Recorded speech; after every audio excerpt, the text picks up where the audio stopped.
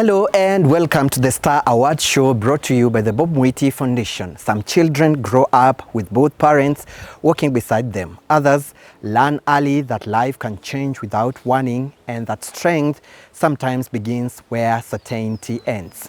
Today we meet Precious Kendi, a grade 10 student at St. Mary's Girls High School, Egoji, from Twale village, the Nyaine Akithe ward of Tigania West Sub-County, Meru County. Since 2016, Precious has been raised by her mother after her father left home and never returned. With no stable income, her mother has worked in people's homes, on farms, and wherever work is available just to provide for Precious and her younger brother. Today, we follow Precious's journey. Come with me.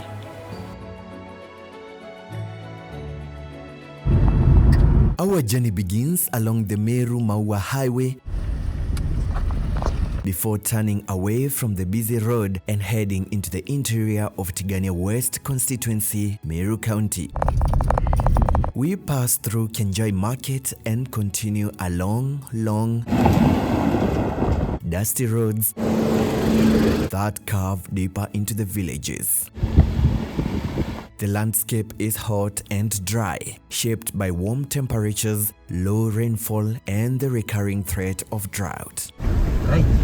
In this part of Meru County, the weather does more than define the environment. For families that depend on farming and casual labor, every failed rainy season affects the food available at home, the work that can be found, and the money that can be raised for education. Eventually, we arrive in Twale village, the Nyaine location, Akithe ward. Precious Kendi's home appears relatively modern from the outside. Its structure suggests strength, stability, and a family that has carefully planned for the future. Behind this outward image is a household weighed down by abandonment, irregular income, unpaid loans, food insecurity, and the continuing struggle of one mother trying to protect her children's education. This is where the story of Precious Kendi begins. I'm Precious Kendi from St. Mary's High School, Egoji.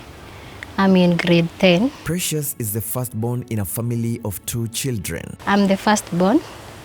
I live with my mom and my younger brother who is in grade 4. During her earliest years, life at home was relatively stable. We lived a very peaceful life. Everything was okay. Life was comfortable here at home. There were no challenges. Her father was present. The family operated a small shop. Food was available and her school needs were met. But you see, because she didn't have the source where she could buy the surplus and keep in the shop, so the shop had to be closed. That stability did not last. When Precious was still in the early years of primary school, her father left home saying that he was going to look for work. 2015. In 2015, when Precious was in class 1, her father left to look for work. Sometimes he would threaten to switch off his phone for even 20 years. Oh, he wasn't picking my mom's calls, and then he would never come at home. At first, the family expected him to return, but as time passed, his calls became less frequent. Eventually, he stopped answering altogether. When he left to look for work, I would ask whether he had found a job. He would say he had not, and at other times, he would claim that he had not been paid. He kept giving excuses until eventually he stopped supporting us and disappeared. But the silence continued, and the family slowly came to understand that he had abandoned them. So I think so a year passed. Then we realized that it's like he has already gone, but there was no evidence that he's dead or anything else. There was no support from him at all. I realized that he had simply decided to abandon his responsibilities. The responsibility of raising the children was left entirely to their mother. Because at that time, Dad was the only support in the family. So my mom at that time didn't have any job. So Mom had to make some arrangements and look for a job. That's when she started some hustling opportunities. The family shop could no longer operate because there was no money to restock it. I had a shop before, but I had taken loans and needed to repay them. Eventually, the shop closed. From that moment, survival depended on whatever work she could find. Some challenges started to arise because you see these jobs, they don't pay much. The highest you can be paid, it's just 500 maybe. Precious's mother began to depend on casual jobs. So she began working for people at their homes, washing their clothes, all that work. At the farms, weeding, watering, spraying. The work was physically demanding and rarely dependable. Here, casual farm work is paid according to the portion of land you cultivate. A 10 by 10 portion pays 50 shillings. At other times, someone may leave me in their house to clean, wash clothes, and arrange everything, and I earn 300 shillings. However, such work may only be available once a week. It is not available every day. The prolonged dry seasons made life even more difficult. This area receives very little rain. We can go for even 4 years without enough or reliable rainfall. As the rains decrease, casual jobs also become fewer and harder to find. She tried renting land and growing crops. But without reliable rainfall or irrigation, crops repeatedly failed. This area used to be productive, and I would rent farms and grow crops. However, the drought has persisted for the past 3 years. I would rent land, cultivate it, and invest in farming, but the rainfall will be too little, leaving me with no harvest. She also tried using loans to revive the family shop and supporting family. That is when I began taking loans. I used one loan to restock the shop, intending to operate it alongside farming so that whatever little I earned could be sent to the school.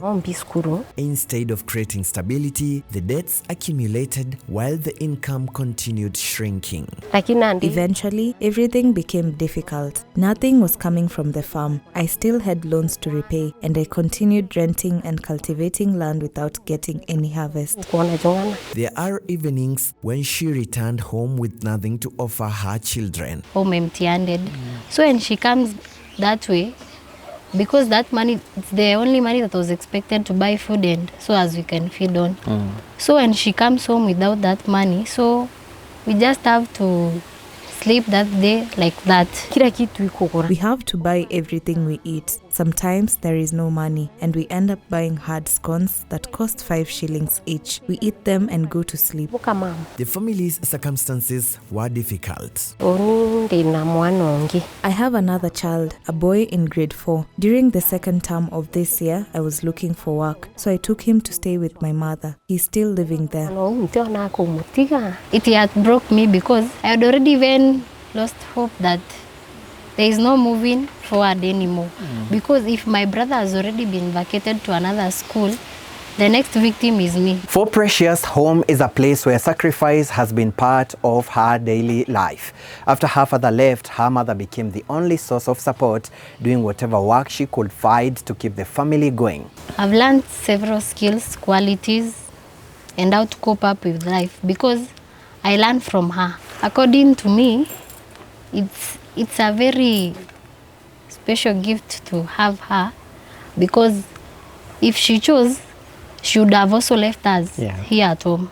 Precious began school at Nairiri Academy. I joined school during 2014. That's when I attended that school, Nairiri. At that time, life was very good because the dad had not yet left. So I had everything from the resources, uniforms, school fees. Everything was okay. Although the situation at home later changed, her ability in the classroom continued to become visible. When dad left, when I was joining grade 1, that's when life changed. As I continued struggling to educate Precious, she kept being sent home because of unpaid school fees. Since I knew the younger children were less likely to be sent home, I prioritized Precious's fees. However, she will still be sent home, and I also had to worry about her brother's school fees. So from that time, struggles began, hardships here and there, challenges here and there. So I started, that time I was young. So I was not understanding what was going on, but I would feel the change. Yeah. She performed strongly through primary school and got brilliant KPSEA results that allowed her to proceed into junior secondary school. In that exam, I had exceeding expectation too. Junior secondary introduced higher fees that her mother could not consistently afford. And then it was a rule in our school that after primary, so we were going to the junior level, you must be a boarder. Okay. So my mom made some arrangements. I was bought some stuff to go to school, so I boarded. For JSS. For JSS. Okay. Precious began experiencing the cycle that would repeatedly interrupt her education. So I joined JSS grade 7. I was still being sent at home because school fees for boarding and mom is doing hustling opportunities. That money is not enough to cater for all. Grade 7. When Precious reached grade 7, I planned to transfer her. However, because of the outstanding fee balance and the many assessment requirements introduced by the new curriculum, I had to find a way to continue. I wanted to transfer her to a public school near my mother's home. By grade 8, the financial pressure had become overwhelming. Joined grade 8. Mom thought of transferring me to a primary school, just here down. So she knew primary school are a little costly than private school. The school agreed to support her fees for that year. She should allow me to come back to school. She should not worry about the school fees. The teacher told me that I should begin preparing money for grade 9. So that year, I studied very comfortably without going at home. When she entered grade 9, her mother once again became responsible for the fees and the interruptions returned. In grade 9, I tried my best, but at some point, things became very difficult. So my mom took over, but still, she could not make it. So I had still to go at home, and that was the final year in primary. Despite the uncertainty, Precious continued preparing for the Kenya Junior School Education Assessment. The third term, I really sacrificed because I knew this was the only chance. When the results were released, Precious attained the highest achievement level of EE1. Told me I had scored 66 points out of 72 points and EE1. The performance earned her placement at St. Mary's Girls Senior School. So the head teacher said that's the best girls' school he knows in Meru County. So I was so much eager to join the national school. For Precious, this was the opportunity she had been working toward. For her mother, however, the admission letter introduced another difficult reality. Then mom was like, where will money come from? Or should I take you to a day school? It was very difficult for me, but the teachers advised me to take her to St. Mary's Girls Igoji because the school suited her academic ability. Her mother initially considered taking Precious to a nearby day school because it would be more affordable. I wanted her to join a day school while I organized myself and considered transferring her later. However, that was not possible because she also did not want to attend a day school. Her mother therefore began another round of borrowing and asking for assistance. We have a group here in the village and I serve as its secretary. I went to the manager and pleaded with them, explaining that I had a child at home who needed to join school and that the reporting date had already passed by 1 week. Relatives and well-wishers contributed whatever they could afford. When she was reporting to school, I borrowed money from different people. They even created a WhatsApp group to help me raise what was needed.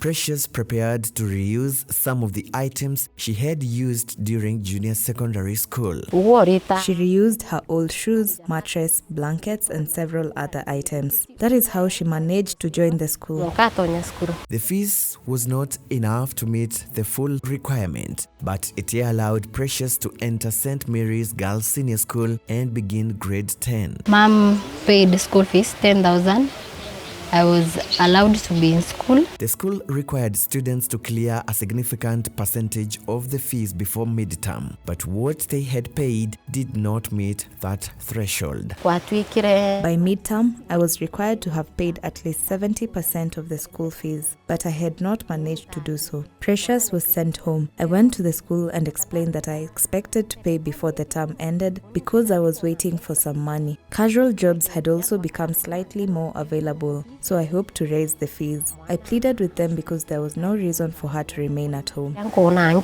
Before the end of the first term, however, Precious was sent home. So we had not cleared the school fees. So we had to be sent at home.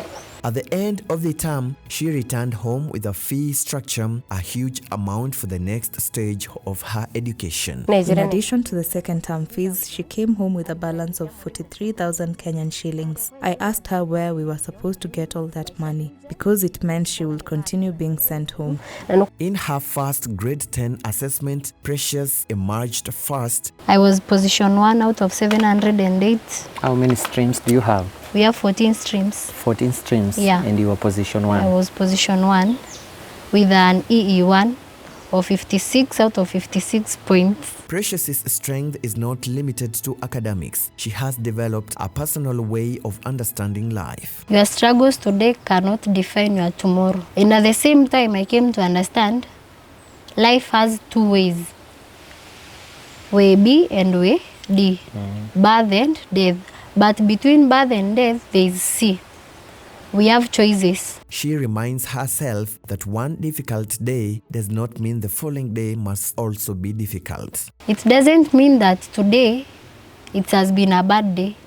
Tomorrow will also be a bad day. What stands out about Precious is that even while facing her own struggles, she looks for ways to support others. Her dream of becoming an engineer is not only about career success, it is about creating solutions, supporting vulnerable children, and giving hope to people who feel forgotten. I aspire to do a course under engineering. Precious first learned about the Bob Mwiti Foundation when the foundation team visited her school and introduced students to the Star Award. You guys, you were at school.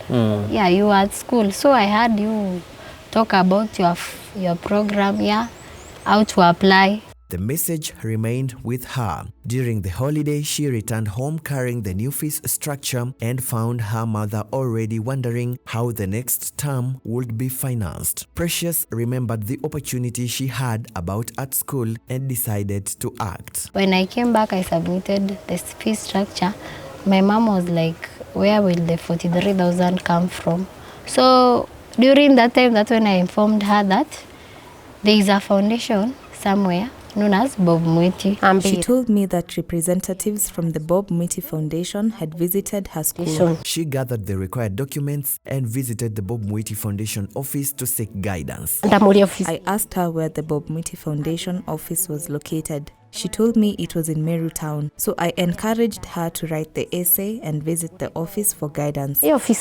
She was shown how to complete the process. I wrote the essay, took some photocopies of those details. I didn't understand how we apply.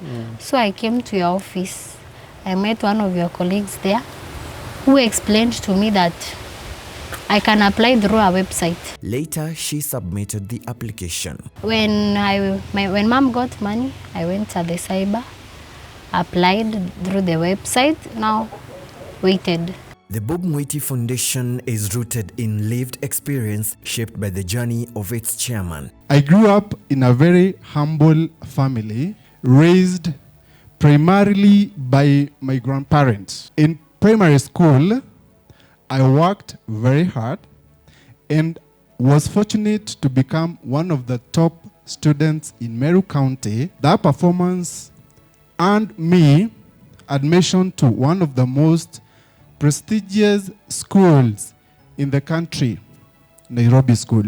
Honorable Kinoti Gatobu, former Bori MP, was among the distinguished guests during the official launch of Bob Mwiti Foundation. So I knew Bob through Nkobwa High School. Nkobwa High School really molded us. It changed our lives forever. Bob, I've never known Nkobo High School was not your school of choice. It was a product of circumstances. Because even for me, Nkobo High School was not my choice. My dream school since I was a small boy was Tarehe Boys. But many years later, when I look back, one of the best things that happened in my life was going to Nkobo High School. Bob Mwiti and Honorable Gatobu first came to know each other through their former high school, Nkobo High School, a connection that has remained strong over the years. The principal invited us to form Nkobo High School Old Boys Association, and he picked me to be the patron. That's when now I came to meet Bob, and we became great friends. And he was very committed to the cause. During the event, Honorable Gatobu praised Bob Mwiti for consistently being at the forefront of empowering dreams and creating opportunities for young people through education and mentorship. And Bob never misses. Sometimes he takes a flight from US to come and mentor the boys of Nkobo High School. That tells you how committed, how loving he is. Even last year, July, we were with him again in Nkobo High School, mentoring the young boys, supporting them, and really Bob, saa ingine sisi tukiwa Kenya tuna miss the mentorship day, but Bob akiwa wapi, hata akiwa Pluto, atachukua rocket akuje. He also expressed his appreciation for seeing a vision that began as a personal dream finally come to fruition through the establishment of the Bob Mwiti Foundation, an initiative now dedicated to supporting and uplifting vulnerable students and communities. I'm very happy to learn that Bob has earned this dream for a long time. This is a great thought. This is a great commitment. As the disciples of Bob, tujiulize tukiwa tunatembea na Bob kwa hii safari ya kuguza maisha in our own small ways, how can we touch our families, our neighbors,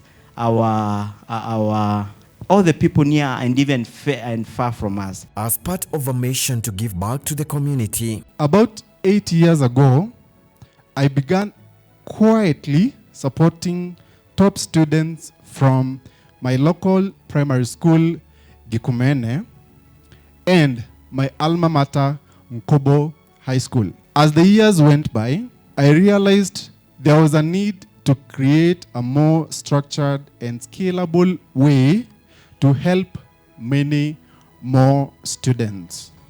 That vision led to the creation of the Bob Mwiti Foundation. Through its flagship Star Award, the foundation seeks to empower brilliant and financially needy students through high school education. Through the Star Award, we support outstanding high school students across Meru County. Every week, the foundation awards Kenya shillings 20,000 to one student from each administrative ward within Meru County. When they were notified that she was selected, the news brought hope. I was extremely happy. I could not even control my emotions. I felt a sort of relief in my heart because I knew there is support somewhere. So second term, I won't go at home because there is some help here and there. The family is deeply grateful to Bob Mwiti for his generosity and support. I would like to thank him for this support. What he has done for us is something I have never experienced since Precious began her educational journey. And wherever he is, I pray that may God always shine upon his ways, may his pockets never run dry, and may that heart of helping always remain in him. You can support this family and help ease their burden through this M-Pesa number. Your kindness is truly appreciated. Through the Bob Mwiti Foundation, you have an opportunity to nurture education and support determined students. Your contributions go directly toward easing the burden of school fees, helping ensure that these students are able to remain in school. Precious Kendi's journey reminds us that difficult beginnings do not have to limit a child's future. Despite abandonment, financial hardship, and the many sacrifices made by her mother, Precious has continued to work hard, lead, serve, and believe in a better tomorrow. Through the Star Award, the Bob Mwiti Foundation continues to support students like Precious, helping to ease the burden of school fees and create the stability needed for consistent learning. This has been the Star Award Show, brought to you by the Bob Mwiti Foundation. Thank you for watching.